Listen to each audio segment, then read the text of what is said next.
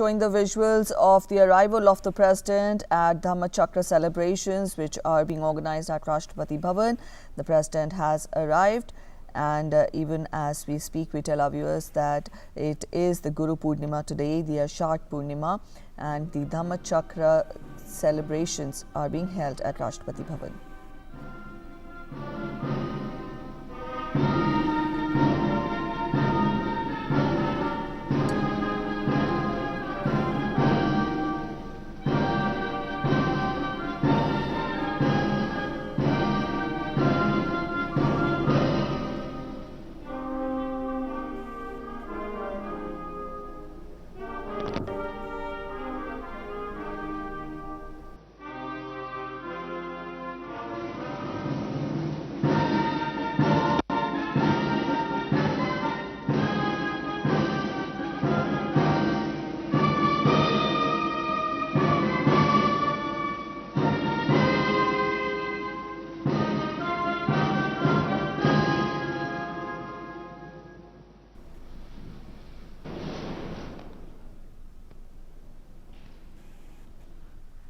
Namo Buddhaya and a very good morning. On behalf of the International Buddhist Confederation, I welcome you all to our celebration of Ashad Purnima 2020 as Dharma Chakra Day.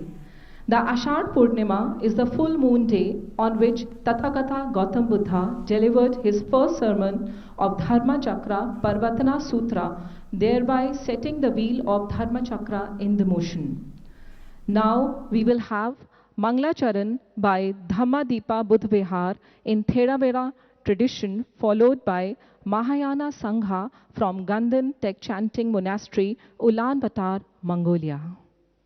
Namo tassa bhagavato arahato sama sambuddhassa. Namo tassa bhagavato arahato sama sambuddhassa. Namo tassa bhagavato arahato sama sambuddhassa. Evam sutta samaya bhagava padanasiyan. Ese patanya nigadaye. Tatara bhagava panjavaliye bhikkhu amantise. Duyame bhikkhawe bhagavajidina nasuritava. Kadami dve yojaye damiso kamaso kalika nuyogo. Hino gano patu janiko anariyo neta sahito. Yojaye ethagila matano yogo tukko anariyo neta sahito. Ete ko bhikkhawe uporente anupakena majjhima patipada. Tathagatina abhisambuddha cakkokaranina nakarane. Upasamaya abhinyaya sambodhaya nibbanaya samvatati. Katama jasa bhikkhawe majjhima patipada tathagatina. Abhisambuddha cakkokaranina nakarane upasamaya. Abhinyaya sambodhaya nibbanaya samvatati. Ayami variyo thamiko magho siyatida. Saimāditi saimā saṅgapo saimā vācā saimā kamanto. Saimā ājivo saimā vayamo saimā sati saimā samādhi. Ayam kosa bhikkhawe majjhima patipada tathagatina. Abhisambuddha cakkokarane jnanakarane upasamaya. Abhinyaya sambodhaya nibbanaya samvatati. Etam kopana bhikkhawe dukkhaya satya. Jati dukkha jara dukkha jati dukkha. Marana dukkha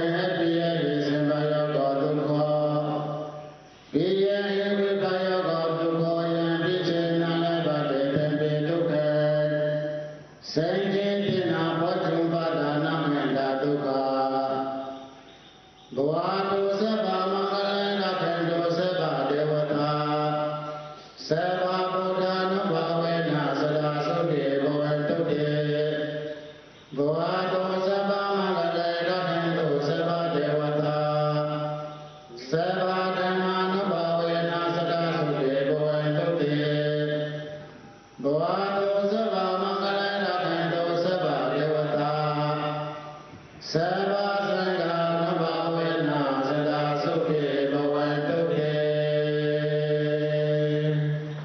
Sadhu Sadhu Sadhu.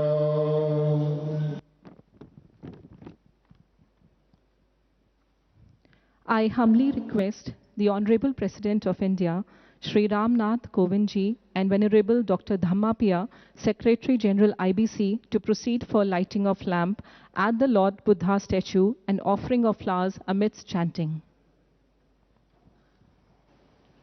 Buddham Sharanam Gacchami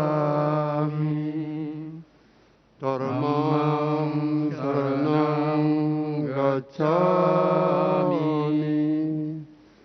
Sangham Sharanam Gacchami Buddham Sharanam Gacchami Dhammam Sharanam Gacchami Sangham Sharanam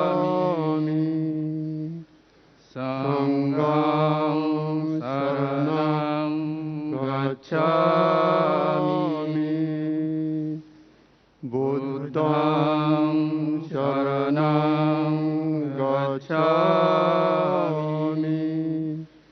Dhammam Sharanam Gacchami Sangham Sharanam Gacchami Buddham Sharanam Gacchami Dhammam Sharanam Gacchami Sangham Sharanam Gacchami. I request Venerable Dr. Dhammapiya, Secretary General IBC, to hand over the memento to the Honorable President of India.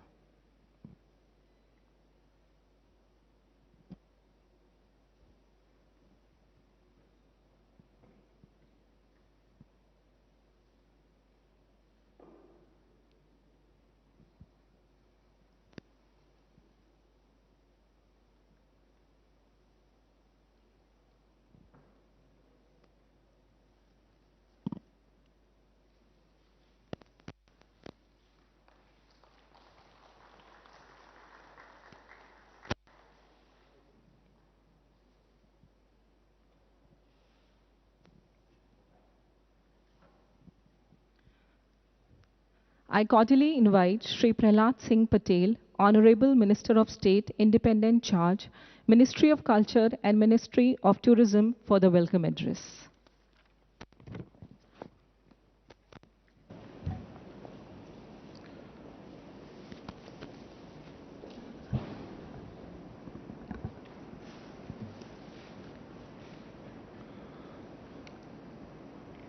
पुण्य आषाढ़ पूर्णिमा और धम्म दिवस के इस पुण्य अवसर पर हमारे बीच में उपस्थित महामहिम राष्ट्रपति जी, मंत्रिपरिषद में मेरे सहयोगी खेल मंत्री माननीय किरण रिजिजू जी, भारतीय सांस्कृतिक संबंध परिषद के अध्यक्ष माननीय विनय सहस्त्रबुद्धे जी, मंगोलिया के महामहिम राजदूत माननीय कामबुद्ध जी, सचिव संस्कृति, उपस्थित भाइयों बहनों, आज हम सब सौभाग्यशाली हैं कि इस पुण्य अवसर पर यहाँ पर उपस्थित हैं। पहली बार ये प्रयास अंतर्राष्ट्रीय बौद्ध परिसंघ की तरफ से हो रहा है। इस बात के लिए मैं जो संगठन के महासचिव हैं आदरणीय डॉक्टर धम्मप्रिया जी, उनको पहले उनके प्रति आभार भी व्यक्त करता हूं, उनको धन्यवाद भी देता हूं और भविष्य के लिए मैं उनको शुभकामनाएं भी देता हूं। हम सब बस उस दिन का स्मरण करें कि जब भगवान बुद्ध ने के मन में जो प्रकाश आया, उन्होंने पहली बार जब उसको इस धरती पर उस विचार को बीज के रूप में अपने शिष्यों के बीच में रखा होगा, तो जैसे किसी वृक्ष का बीज लगता है तो परिणाम के बाद ही पता चलता है कि वो वास्तव में क्या स्वरूप लेगा। भगवान बुद्ध के विचार, उनका स्वयं का तप, उस स्थान की महिमा जहां पर ये संदेश दिया गया, और देखते ही देखते वो देशों की भौगोलिक सीमाओं को कब पार कर गया, ये शायद लोगों को इस बात का अंदाजा ही नहीं रहा और पूरी दुनिया में वो शांति का संदेश पहुंचा। लेकिन मुझे लगता है कि हम सबकी जिम्मेदारी है कि भगवान बुद्ध प्रकाश में जहां से आए थे वहां पर अवस्थित है, विचार पूरी दुनिया के सामने है, लेकिन वो स्थान जहां पर उन्होंने इस उपदेश की शुरुआत की थी वो उस पवित्र भारत भूमि के पर है, और इसलिए उसकी उतनी ही मान्यता है जितनी विचार की है, जितनी व्यक्ति के तप की है। और इस नाते मैंने अंतर्राष्ट्रीय बौद्ध परिसंघ को आभार व्यक्त किया है। मैं महामहिम का हृदय से आभारी हूं। यहाँ पर उपस्थित और बौद्ध विचार का प्रतिनिधित्व करने वाले किरण जी का, अंतर्राष्ट्रीय स्तर पर सांस्कृतिक रूप से चीज़ों को पहुंचाने वाले विनय जी का, और मंगोलियाई राजदूत कामबोल्त जी का, क्योंकि संस्कृति मंत्रालय ने एक काम किया है, मैन स्क्रिप्ट्स में उसमें कुंजूर की प्रतियों का फिर से देश और दुनिया के सामने रखने का काम किया है, और उसकी पहली प्रतियां आज महामहिम को हम समर्पित करेंगे। और उसके बाद माननीय प्रधानमंत्री जी के आदेशानुसार हम माननीय राजदूत को पहली प्रतियां उनको भी हम भेंट करेंगे, ताकि उनके माध्यम से मंगोलिया की तमाम मॉनेस्ट्री में क्रमशः हम उन प्रतियों को पहुंचा पाएं। कुंजूर मंगोलियाई जितने भी बौद्ध विचारक हैं, अनुयायी हैं, उनके लिए भगवान की वाणियों के रूप में वो उसको श्रद्धा रखते हैं। 108 वॉल्यूम है। प्रतिमाह संस्कृति मंत्रालय उन 5 वॉल्यूम्स को फिर से उसकी छपाई करवाने के बाद नियमित तौर पर मंगोलिया के राजदूत के माध्यम से हम उसको लगातार देने की कोशिश करेंगे। संस्कृति मंत्रालय का संकल्प है कि हम 108 जो पूरे खंड हैं, उन खंडों को हमारे मंगोलियाई मॉनेस्ट्रीज के पास पहुंचाने में जब हम पूरा करेंगे तभी शायद हमको संतुष्टि होगी। इस अवसर पर मैं फिर से राजदूत महोदय का, धम्मप्रिया जी का, अन्य सभी लोगों का आभार व्यक्त करते हुए मैं अपनी बात को यहाँ समाप्त करता हूँ, और मैं फिर से महामहिम राष्ट्रपति जी के प्रति अपना आभार व्यक्त करता हूँ कि उन्होंने जो समय दिया और जिस प्रकार से इस आयोजन में की सफलता के लिए मैं उनके प्रति अपना हृदय से धन्यवाद प्रकट करते हुए अपनी बात को समाप्त करता हूँ। बहुत बहुत धन्यवाद।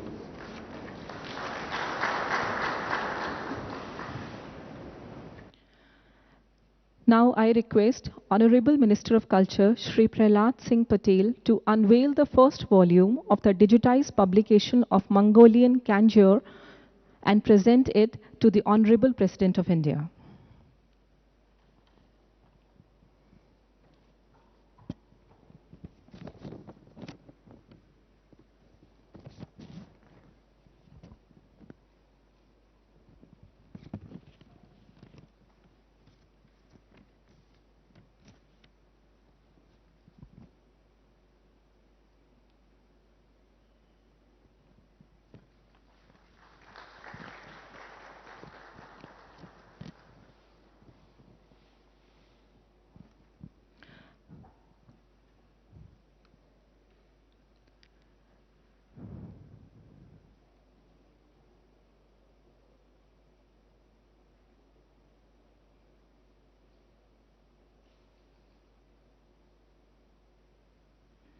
Thank you.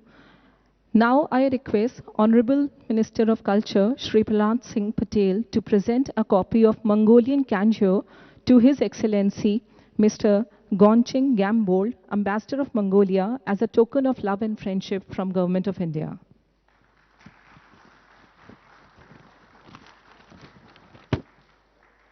Kanjur is the translated words of the Buddha and is the entire collection of texts regarded as Buddha Vakna or Buddha word.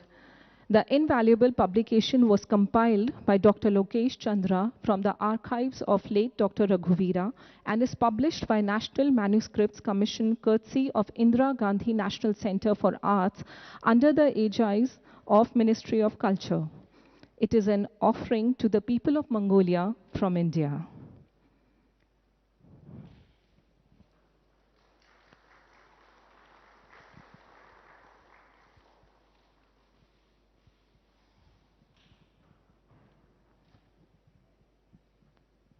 Thank you, everyone. I invite now Dr. Vinay Sahasrabudhe, Member of Parliament and President, Indian Council for Cultural Relations, for the address note. Welcome, sir.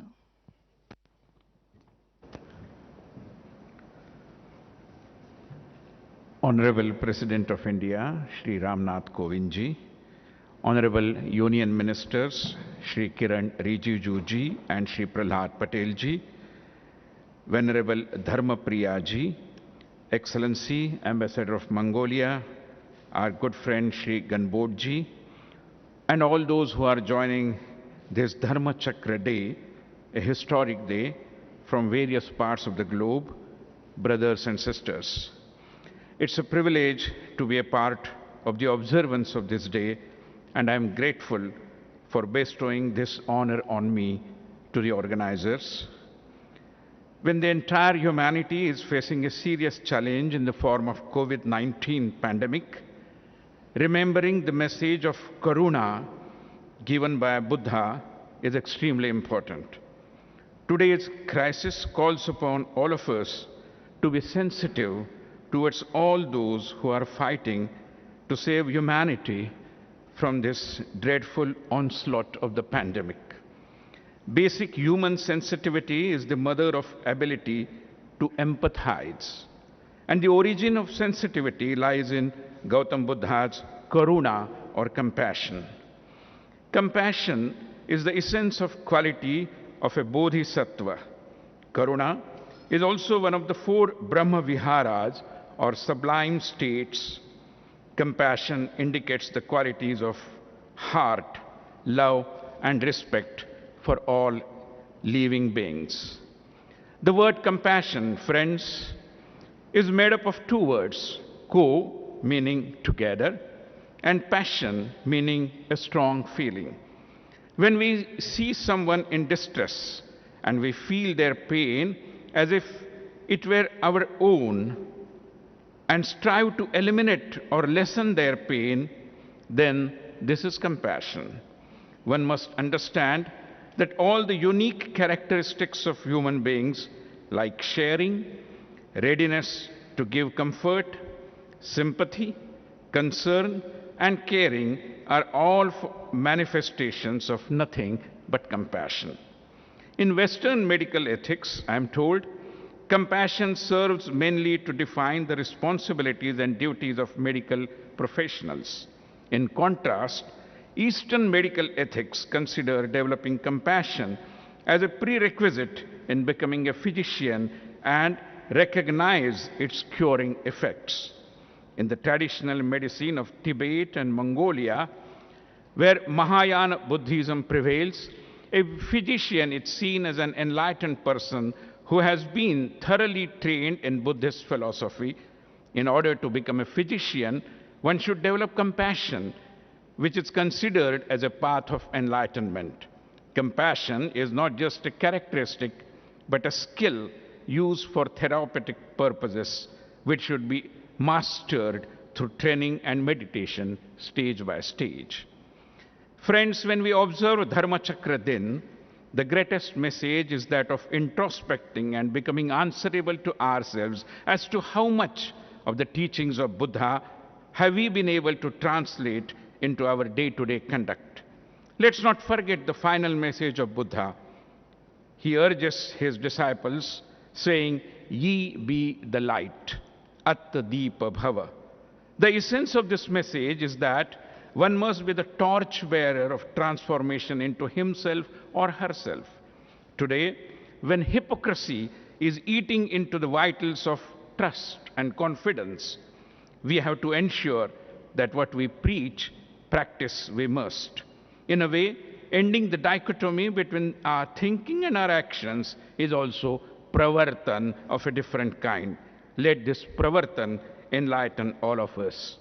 Friends, when we visit a monastery and move a chakra, we realize the importance of Nityanutan, Chirapuratan, the element of eternality of human values. The Atma Deep within us helps us look within, deep into our hearts. The deeper we go, the lesser is the craving to outgrow or to expand. Lastly, when I offer my salutations at the feet of Mahatma Gautam Buddha, let me assure that the Indian Council for Cultural Relations, the ICCR, will make every attempt to observe this day at our cultural centers all over the world to take the message of Buddha to every human being.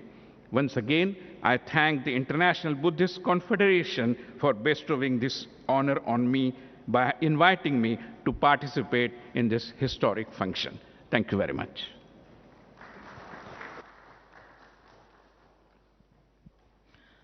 Thank you. I invite now Shri Kiren Rijiju, Honorable Minister of State, Independent Charge, Ministry of Youth Affairs and Sports, and Minister of State, Ministry of Minority Affairs, for the address note.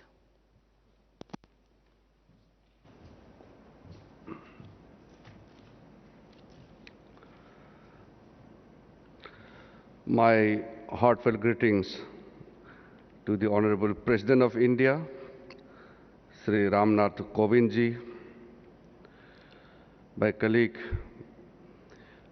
Prahlad Patel ji, Vinay Sahasrabuddhe ji, Excellencies, Royalties, Supreme Heads of the Buddhist organizations, eminent masters and scholars from around the world,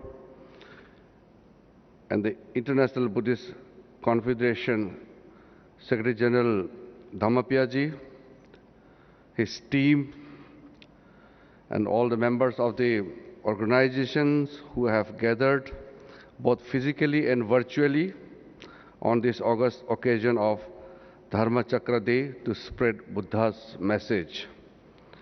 The Dharma Chakra Day, Asadda Purnima, marks Buddha's first teaching after attaining enlightenment to the Panchavarga, his first 5 ascetic disciples, on the first full moon day of the month of Asadda at Deer Park, Rishipatan, in current-day Sarnath, near ancient city of Varanasi in India. These teachings of Dhammacakka Pavattan Sutta in Pali or Dharmachakra Pravartana Sutra in Sanskrit is also known as the first turning of the wheels of the Dharma, which comprise of the 4 noble truths and the noble eightfold path. The values and the teachings of Buddhism are very much at the heart of India's ethos and cultural identity. Historical legacy of our great land, being the land of Buddha's enlightenment and awakening, connects us intimately with not only the Buddhist, but everybody who understands and follows Buddhism, and everyone who values love, compassion around the world. It binds us very strongly with every Buddhist nation. In Buddhism, the moon is an enduring symbol of truth and enlightenment. As we approach Asadda Purnima, one of the most auspicious full moon days, what has been an extremely testing year for humanity, collectively we must continue to work towards upholding truth, principles and teachings of great Buddha to achieve a mutually beneficial coexistence and prosperity for all the humankind. Thank you very much.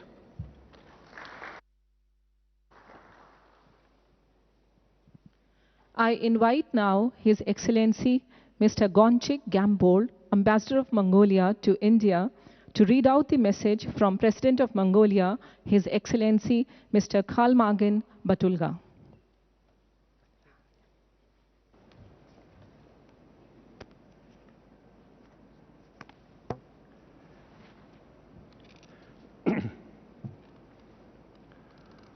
महामान्य राष्ट्रपति जी, भाइयों और बहनों, आज के शुभ अवसर पर आपके साथ ही मंगोलिया के राष्ट्रपति जी संदेश भेजे है, मैं सुना देता हूँ। Distinguished guests, compassionate monks, masters, spiritual brothers, on behalf of the Mongolian people and in my own name, I am pleased to pass my sincere greetings to all of you who are participating in the Dharma Divas, Chakra Divas, or Wheel of the Dharma Day in India. India is a cradle of ancient cultures and many religions with their uniqueness, the country with which we Mongolians enjoy a special spiritual bonds. The man's pursuit of enlightenment through self-salvation and mindfulness is the most valuable achievement of Buddhists. Buddhism's scientific approach and unique methods of cognition are attracting worldwide attention and are becoming an important subject of study. You would agree with me that our people have been long delving the sense of Buddhism from this ancient past, thus preserving it in its history, culture, and heritage, and spreading it from north to north by the command of the triumphing Buddha, while proliferating very best and most advanced of this essence with the peoples around the world. Mongolians have learned from Buddhism and cherish and have cultivated its ideas such as compassion, benevolence, and peaceful resolution of differences.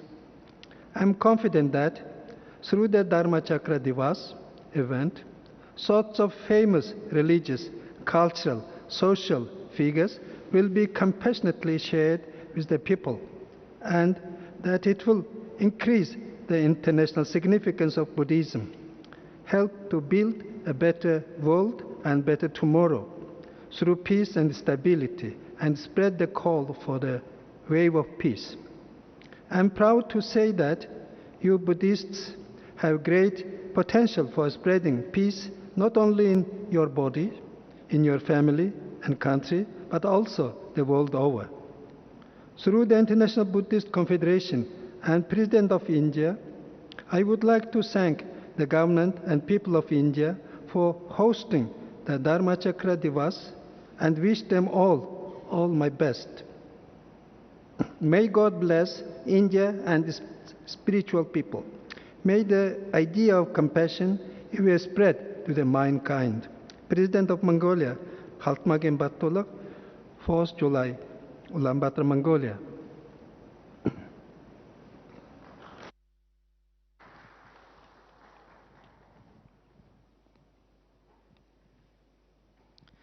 Thank you. Now we shall present an address note by the Honorable Prime Minister of India, Shri Narendra Modi ji, through this video. Respected President, Shri Ramnath Kovind ji, other distinguished guests, let me begin by conveying my greetings on Ashadh Purnima. It is also known as Guru Purnima. This is a day to remember our Gurus who gave us knowledge. In that spirit, we pay homage to Lord Buddha. I'm happy that copies of the Mongolian Kanjur are being presented to the government of Mongolia. The Mongolian Kanjur is widely respected in Mongolia. Most monasteries have a copy of it. Friends, the Eightfold Path of Lord Buddha shows the way towards the well-being of many societies and nations. It highlights the importance of compassion and kindness. The teachings of Lord Buddha celebrate simplicity both in thought and action. Buddhism teaches respect for people, respect for the poor, respect for women, respect for peace and non-violence. Therefore, the teachings of Buddhism are the means to a sustainable planet. Friends, in his very first sermon in Sarnath and his teachings after that, Lord Buddha spoke on two things: hope and purpose. He saw a strong link between them. From hope comes a spirit of purpose. For Lord Buddha, it was the removal of human suffering. We have to rise to the occasion and do whatever we can to increase hope among people. Friends, I'm very hopeful about the 21st century. This hope comes from my young friends, our youth. If you want to see a great example of how hope, innovation, and compassion can remove suffering, it is our startup sector led by our youth. Bright young minds are finding solutions to global problems. India has one of the largest startup ecosystems. I would urge my young friends to also stay connected with the thoughts of Lord Buddha. They will motivate and show the way ahead. At times, they will even calm you down or cheer you up. In fact, Lord Buddha's teaching of Appa Deepo Bhavaha, Appa Deepo Bhavaha, be your own guiding light, is a wonderful management lesson. Friends, today the world fights extraordinary challenges. To these challenges, lasting solutions can come from the ideals of Lord Buddha. They were relevant in the past. They are relevant in the present, and they will remain relevant in the future.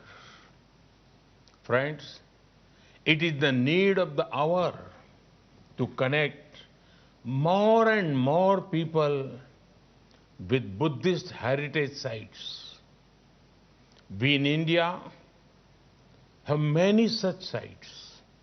You know how people also know my parliamentary constituency of Varanasi.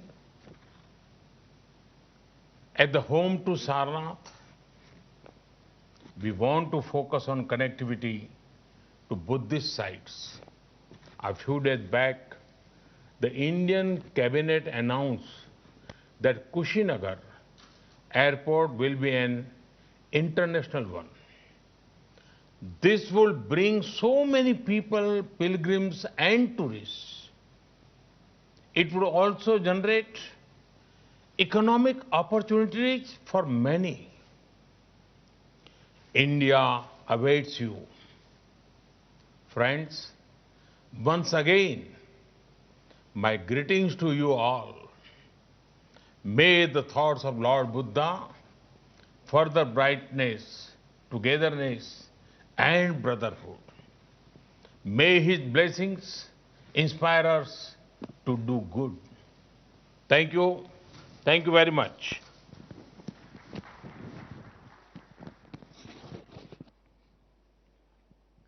With great pride, I take this opportunity now to invite our Honorable President of India, Shri Ram Nath Kovind ji, to grace the dais with his address note.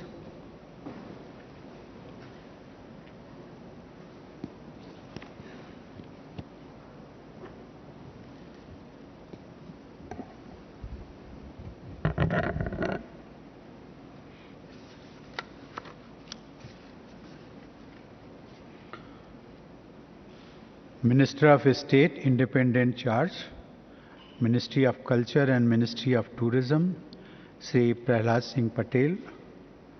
Minister of State, Independent Charge, Ministry of Youth Affairs and Sports, and Minister of State, Ministry of Minority Affairs, Sri Kiren Rijiju. Ambassador of Mongolia to India, His Excellency Mr. Ganching Ganbold. Member of Parliament and President, Indian Council for Cultural Relations, Dr. Vinay Sahasrabuddhe. Secretary General, International Buddhist Conference, Sri Dhammapriya. Secretary Culture, Sri Anand Kumar. Distinguished guests, ladies and gentlemen.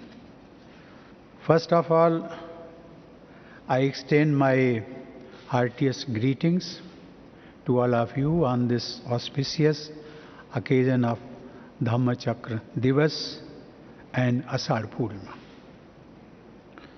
It was today on Ashadh Purnima, some 2,500 years ago, that the word of wisdom was spoken out for the first time. On attaining enlightenment, the Buddha spent 5 weeks in a state beyond description. Then he started sharing with people the nectar he had discovered. It was in the Deer Park in Sarnath, near Varanasi, the ancient city in the eastern part of India, that the Buddha taught the Dhamma to his 5 original disciples. It was a momentous occasion unparalleled in the history of humankind. That day is also known as Guru Purnima. Hindus and Jains also celebrate it as a mark of reverence for their spiritual teachers. This day is an unbroken link to India's eternal pursuit of wisdom without dogma. I am happy to host the Ashadh Purnima celebration in the Rashtrapati Bhavan as part of our civilizational journey for welfare of the universe since time immemorial.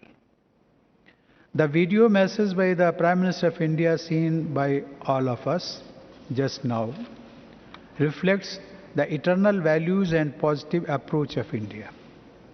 I am delighted at the very enriching message from the President of Mongolia, His Excellency Khaltmagin Batulg, read out by His Excellency Mongolian Ambassador. I had the privilege to host the President of Mongolia as our honored guest in Rashtrapati Bhavan during his state visit in September last year. It was an occasion for us to deepen our civilizational friendship and to nourish our age-old Buddhist ties.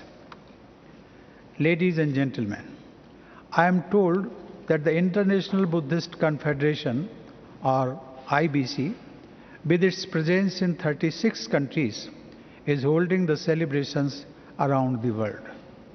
We, however, are in the midst of a virulent pandemic that has overwhelmed the entire humanity. Perhaps no part of the world remains untouched by this calamity that adversely affects every individual. As a precaution, we have to follow certain discipline and maintain physical distance. The IBC is therefore holding the events virtually. I believe that such an effort is praiseworthy because this makes it possible for a far larger number of people from all corners of the world to participate in them. Ceremonies and prayers are being organized at the sacred sites in Sarnath and Bodh Gaya in India, Kandy in Sri Lanka, and Gandan Tekchig Ling Monastery in Mongolia. Chanting of the Dhammachakra Pravartan Sutra by the Mahasangha in various countries is being streamed live. Friends, let us remind ourselves that the Buddha's first sermon was disarmingly simple. That sermon, known as Dhammachakra Pravartan Sutra in Pali, has a unique place in the Buddhist canon. Both practitioners and scholars revere it as the treasure in which the entire teaching is hidden. For 45 years after he attained enlightenment, the Buddha traveled across the vast regions of the Gangetic Plains to bring the healing message to the masses. Thus, he delivered a very large number of discourses, yet all of them, arguably, offered only variations and extensions of the key themes summarized in the first sermon. Ironically, the Buddha's teaching was against the current during those times. But the force of his argument was women around love, compassion, and non-violence. The spread of Buddhism around the world was guided by these eternal values. In his lifetime, he always sought to convince people through his logical and moral arguments. For the Buddha always held that to force oneself to believe and accept a thing without understanding is political and not spiritual or intellectual. This is the precise reason that in his first sermon, the Buddha advises the 5 original disciples to shun the extreme methods and prefer the middle path, that is Madhyam Marg. Then he speaks of the ultimate reality as given in the 4 noble truths, which are: first, dukkha or suffering; second, samudaya, the arising or origin of dukkha; third, nirodha, the cessation of dukkha; and fourth, magga, the way leading to the cessation of dukkha.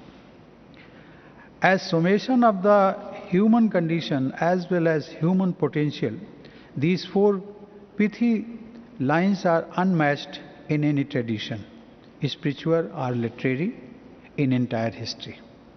After the diagnosis of our ailment, the Buddha prescribes the medicine also, which is the noble 8-fold path to enlightenment known as the Ashtanga Marg. It is a complete and perfect way of life. The 8 steps are right view, right thought, right speech, right action, right livelihood, right effort, right mindfulness, and right concentration. In conclusion, the Buddha proclaims, I quote, and a vision of true knowledge arose in me thus: my heart's deliverance is unassailable. This is the last birth. Now there is no more birth. Unquote. Thus, the Dhamma Chakra, the wheel of truth, was set in motion. Ever since it has been the lodestar, helping spiritual seekers navigate through the maze of worldly life and arrive at the end of suffering here and now.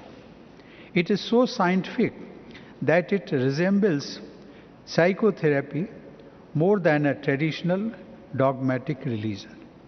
It is this open attitude of inquiry into the heart of existence and the possibility of finding the key to eternal serenity that has attracted seekers in every age for the last 2500 years. The wheel has come full circle, and the word of Dhamma has in the recent decades spread to distant source in the West too. Dear seekers, India is proud of being the land of the origin of the Dhamma. It was from India that it began to spread in neighboring regions.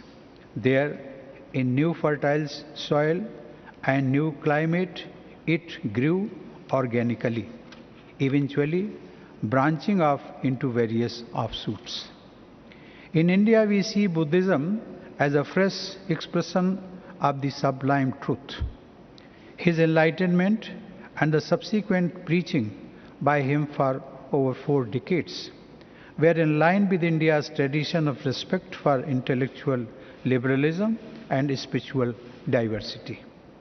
In modern times, 2 exceptionally great Indians, Mahatma Gandhi and Babasaheb Ambedkar, found inspiration in the words of the Buddha and went on to shape the destiny of the nation. Following in their footsteps, we should strive to hear the call of the Buddha, to respond to his invitation to walk the noble path. The world seems full of suffering, in short term as well as in long term. There are many stories of kings and affluent people suffering from acute depression who took refuge in the Buddha to escape cruelties of life. Indeed, the life of the Buddha challenges earlier convictions, as he believed in finding a deliverance from suffering in the midst of this imperfect world. Dear friends, today as the pandemic ravages human lives and economies across the globe, the Buddha's message serves like a beacon. He advised people to shun greed, hatred, violence, jealousy, and many other vices to find happiness. Contrast this message with the hankering of an unrepentant mankind indulging in the same old violence and degradation of nature.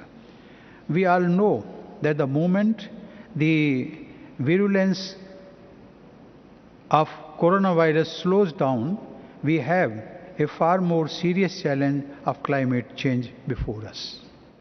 Mahatma Gandhi, our father of the nation, knew that the Buddha offered a way out of our present predicament.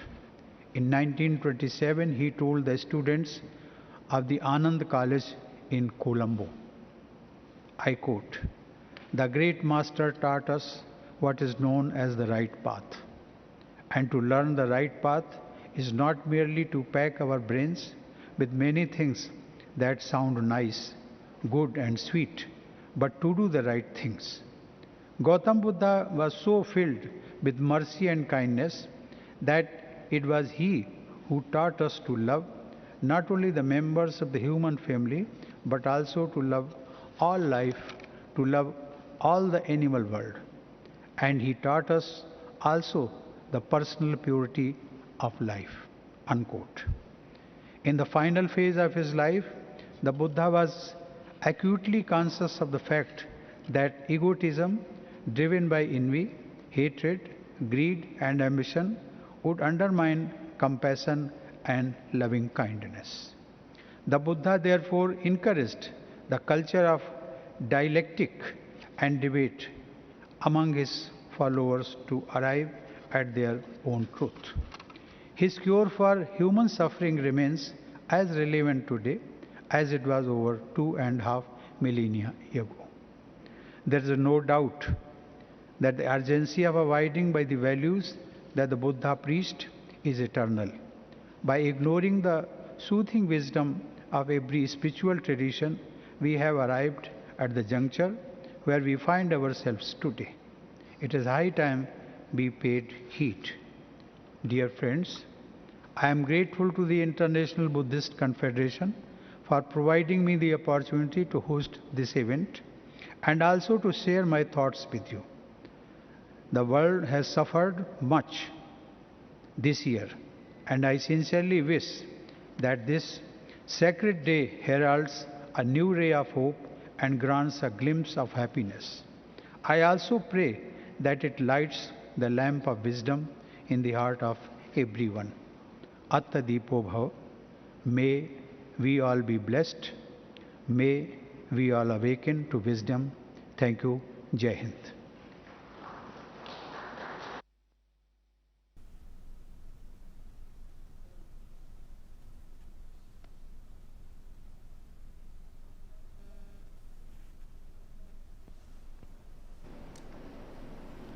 Thank you, Shri Ram Nath Kovind ji, our Honorable President of India, for sharing the words of encouragement.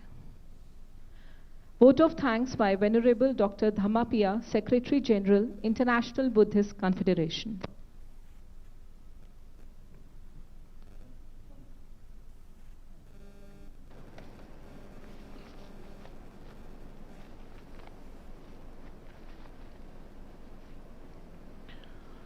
Namo tassa bhagavato arahato samma sambuddhassa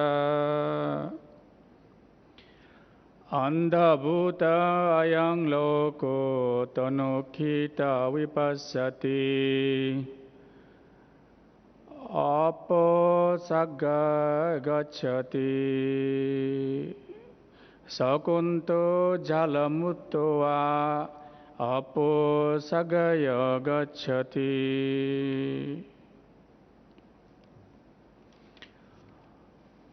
Honorable President of India, Shri Ram Nath Kovind ji,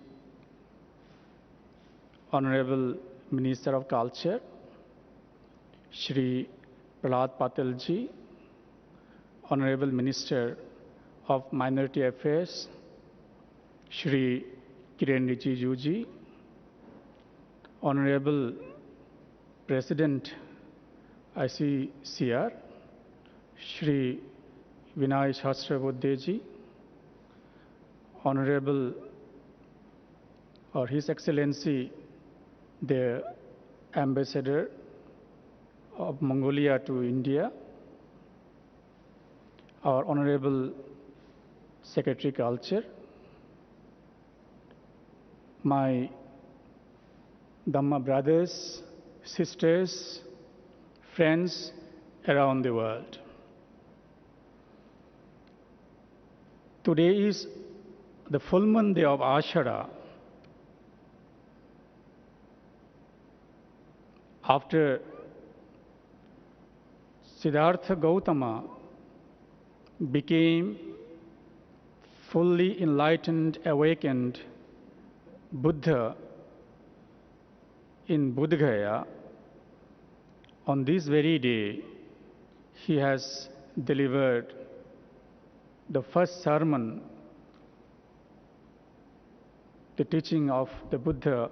That's why we say Buddha was awakened in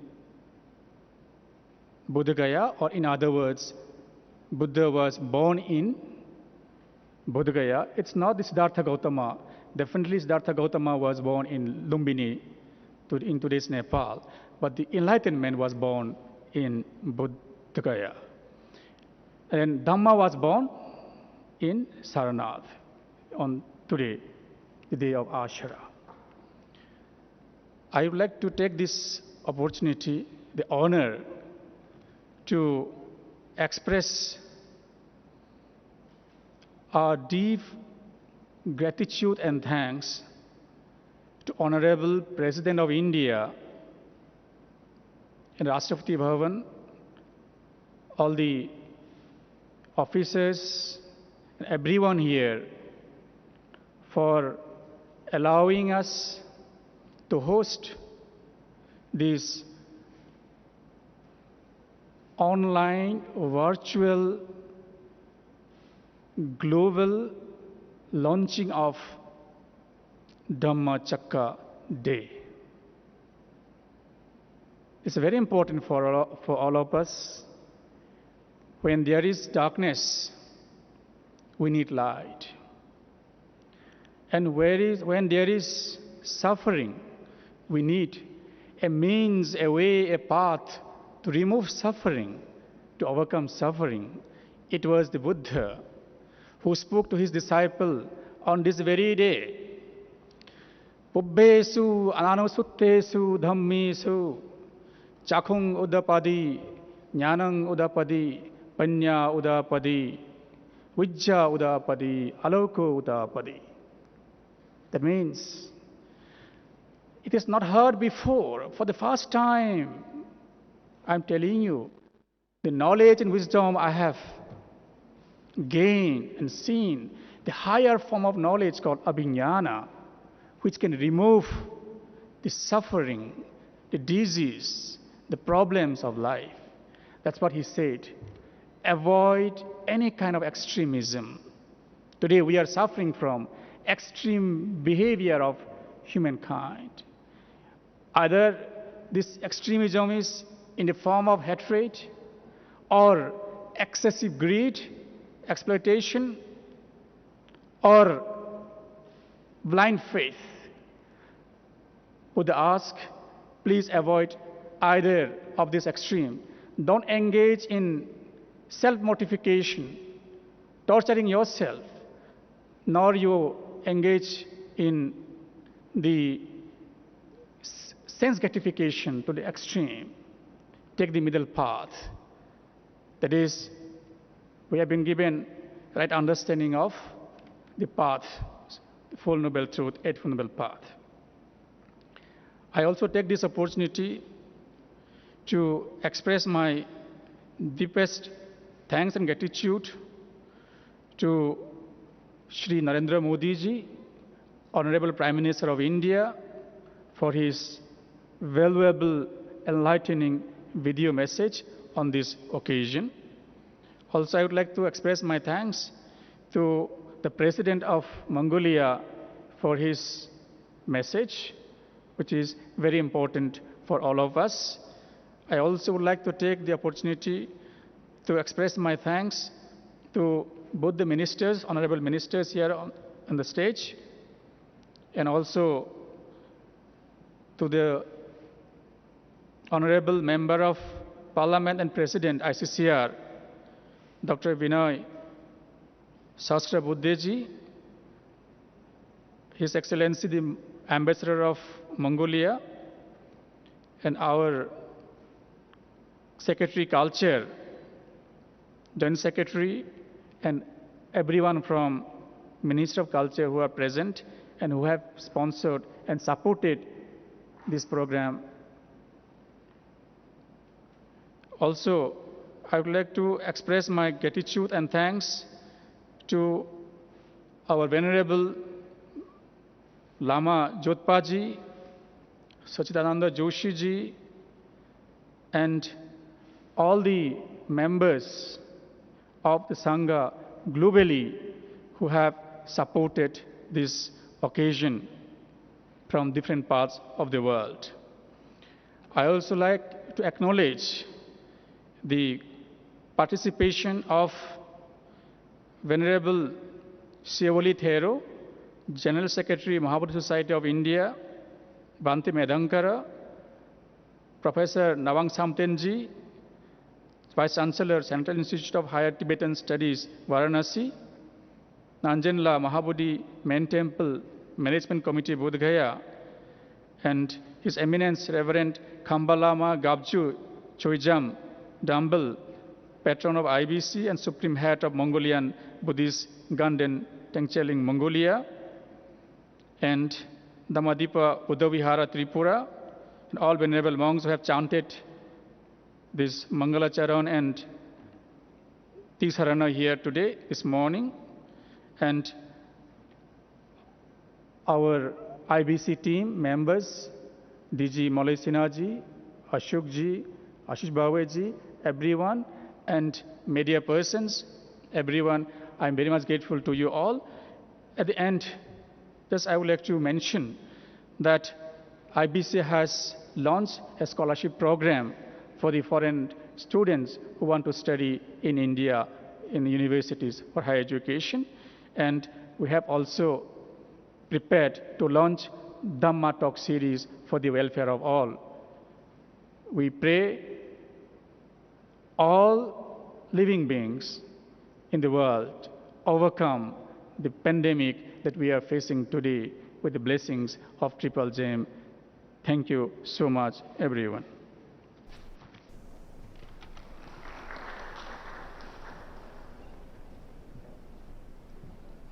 Thank you, everyone. Thank you, dignitaries. Now let's rise for the national anthem.